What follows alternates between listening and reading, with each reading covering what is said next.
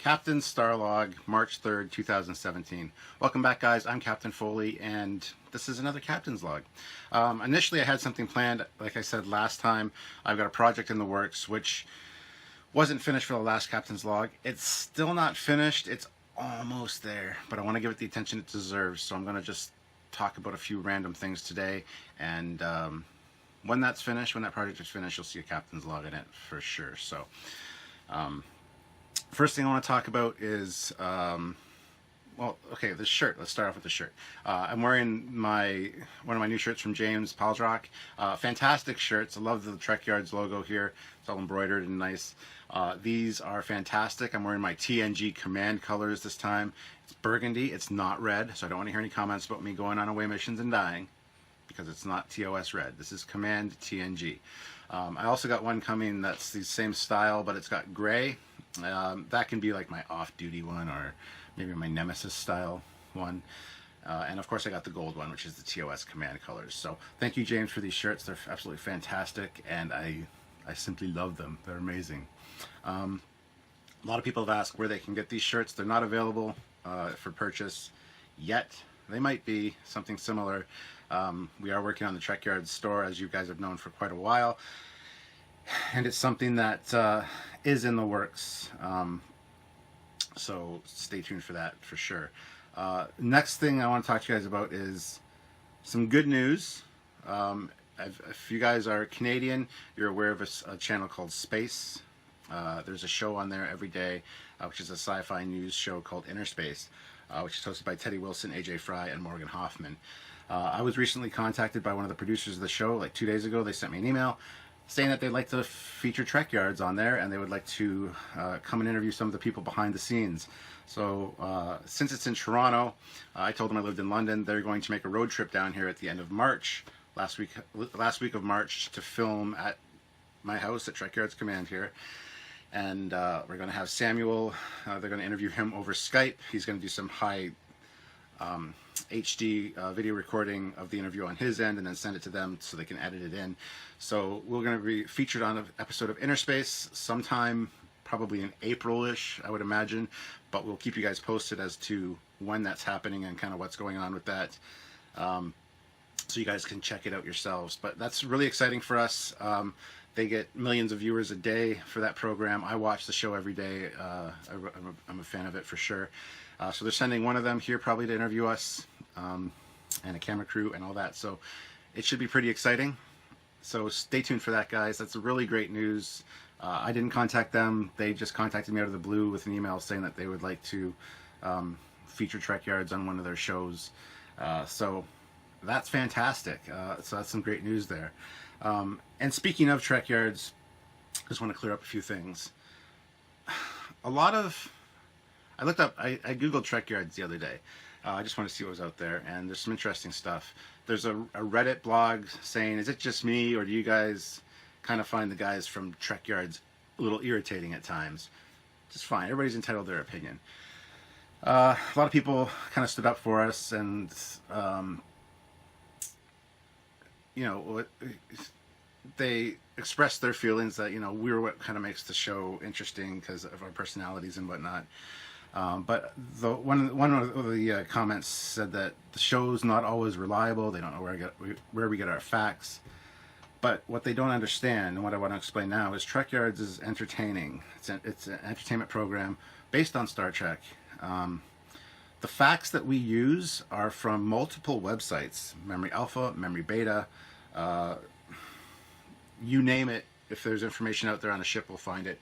Plus the books I have, the Star Trek Encyclopedia, the technical manuals, Deep Space Nine, TNG, things like that, the original technical manual, Spaceflight Chronology, which isn't really considered canon, but and you know, the Haynes workshop manuals on the Enterprise, the Bird of Prey, things like that. I got a whole list of books over here that I use to research these episodes. The Starship Spotter. I'm actually working on the Intrepid class, which is an upcoming data file. So there's some facts in here that I use as well on certain ships. And yeah, there are a lot of conflicting information and things on Star Trek ships. Sizes, dates, weapons loadouts, things like that. There's always conflicting information, especially on sizes. And what we've said all along with Trekyards is Trekyards, we want to merge all of this information into one entertaining tale that's kind of a fluid thing. If there's certain conflicting information that we want to point out both, we will mention both. But generally, it's not to be considered all canon, because I use Starfleet Battles references, I use FASA references, we use everything in our research and to make it as entertaining as possible. But we try to conglomerate all the facts from all these different sites into kind of one tale. Now there are things that do contradict each other, which we try to either explain with our discussions in the show, or we will script the explanation that earlier versions of the ship didn't have as many weapons as later versions. Later versions got like refiring whatever that you don't always see. So a lot of times I can see why people don't think that the information is accurate. It is. It's all accurate. It's all out there somewhere. So what we try to weave it into an interesting tale and an interesting entertaining narrative, because we have our personalities that we bounce off each other. We don't always agree. We sometimes argue about certain things, which a lot of people like. And so I just wanted to get that out there. Also, the mission briefings, we get a lot of flack for those that we haven't done our research, especially with Trekyards. The 2001 Discovery 1 ship we just did, a very passionate ship. People are very passionate about it. They will at least watch the movie first. I've seen the movie a few times, on and off, as I said in the episode. I haven't seen it for quite a few years. And mission briefings are just that. They're just us going in cold, talking about a ship design based on our knowledge that we already have, speculating about what things are, and that annoys a lot of people. But at the same time, we've got a lot of comments on that last one saying that going in cold approach is something that they find charming about the show. It gives a fresh vibe, plus to hear our thoughts about what things could be when other people know exactly what they are. And that's fine. That's what the full episodes of Fleet Yards are for. The full episodes of Trekyards, where we look at a ship specifically. We get you all those details, all those facts. But mission briefings are done rather quickly. We got a bunch of pictures put together for a specific ship. We talk about it, and we get that out there for you guys to enjoy. So we can get more ships released a week. So you guys have something to whet your appetite if you have a favorite ship that we're going to cover eventually, but we haven't got to it yet. You can see it in a mission briefing, things like that. So it's something to kind of tide you guys over until we can get around to the full episodes. The full episodes take a lot of time to research, write, and all that, and we can't spend that much time on every show. We do like having a show a week or a show a day every week. That's something that we're very interested in, and we love doing for you guys. But some of them just require faster editing and stuff, and that's why we do the mission briefing style the way we do. Even with some Star Trek ships, we get the flack saying, well, you should look into the ship first, or at least read the wiki page on it before you go in. Sometimes we do that. Sometimes we glance at the wiki page while we're filming the episode, but generally we don't want to do that. We just kind of want to talk about the ship based on our knowledge that we already have. And that's really your chance to shine as the fans, because your comments on that, the facts that you know, the facts that you've collected over the years of reading books, reading technical manuals, watching television shows, all those facts that you put in the comments get used when we make the full episodes. You guys are in a way contributing to the full episode of the show. So if there's an interesting fact that you heard way back in 1978 from some obscure fan magazine or whatever, we want to know that stuff, because we might not be able to find that online. We might not be able to get that information collected for the episode. So your comments and things like that on the episode are what we use, in addition to our research, to include in the episode. So you guys can be part of the episode, get your information, your obscure little facts, your trivia, your Easter eggs into our episode and then out to the general audience. So that's one of the reasons that we do mission briefings the way we do. So I just want to give you an idea of how Trekyards works and why we do things the way we do. Not all the facts we use are canon facts based on Memory Alpha, because that'd be A, pretty boring, and B, really short episodes.